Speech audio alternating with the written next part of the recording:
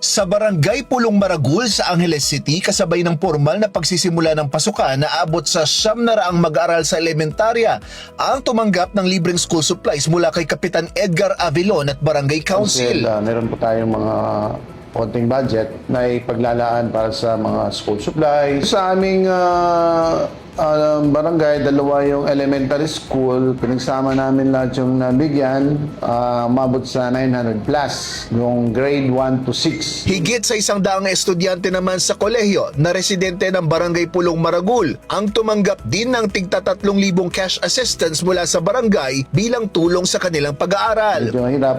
Pati yung college, pinaglaanan ng aming council ng educational assistance. Sila ay mabot sa 104 mga college dito sa aming barangay. Kahit pa paano, makakatulong siguro sa kanila ng 3,000 bawat isa ang binigay ng aming Layunin daw ng pamunuan ng barangay na suportahan ang mga mag-aaral at bigyang prioridad ang sektor ng edukasyon. Sa mga college, pinagbilinan natin sila na hanggat maaari, itaguyod nila ang pagtatapos ng kolehiyo upang sa ganun na meron silang credential, no? Career credential pag sila ay maghanap ng trabaho.